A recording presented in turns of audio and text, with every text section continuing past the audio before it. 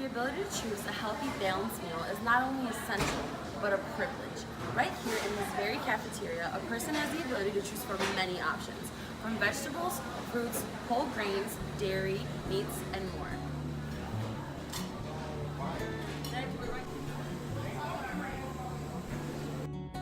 Una dieta saludable es toda aquella ingesta de alimentos que ayuda a mantener, a recuperar o a mejorar la salud de una persona.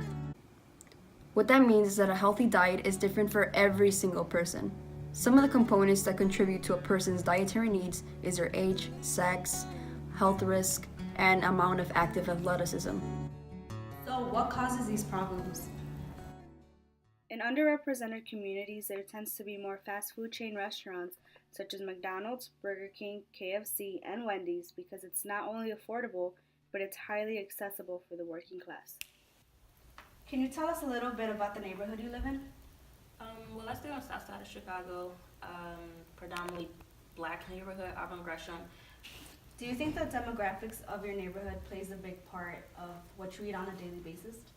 Yes, before the past 2 years or so, the only thing in our neighborhood was the liquor stores or the convenience stores, and then you had the fast food restaurants. Walmart just came within the recent 5 years. They built Walmart to try to bring revenue into the neighborhood.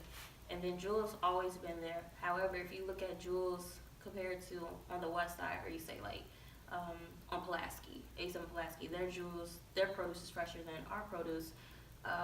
So where do you live right now? Zionsville, Indiana. Indiana. What other places that you live in? I've lived in Singapore, New Zealand, Ohio, Indiana, Florida, and Michigan. So just talking about Indiana right now, so what are some grocery stores that are nearby? We've got the usual big chains like Walmart and Meijer and Kroger. So what's the difference between Indiana and Florida when it comes to grocery shopping, or just restaurants nearby? There's a lot more fast food, less mom and pop shops. I noticed in Florida, the food's cheaper, but it's not as good and less healthy options, especially in the urban areas. In Indiana, you go to a nice restaurant and get a salad for $10, and it's a lot harder to find a salad for $10 in an urban area like Florida, with like in St. Pete, where there's like a lower income, than in Zionsville, where there's a higher income. This goes into our segment that in order to have a healthy body, you have to have a healthy mind. A healthy body, one has to have a healthy mind. Promoting healthy youth development helps ensure that young people can thrive through traumatic events of adolescence. Why is it important to have a healthy mind? It's important to have a healthy mind in that it's related to healthy lifestyle, it's related to any sort of interpersonal or social ability as well.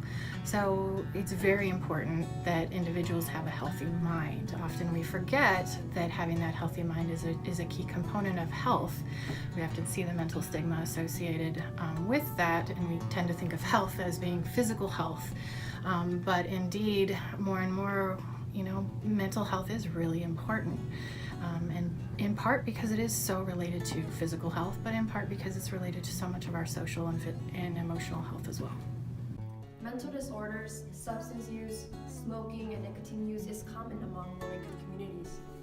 It is important for schools to prioritize youth development approaches in order to promote social, emotional, cognitive, and behavioral competence.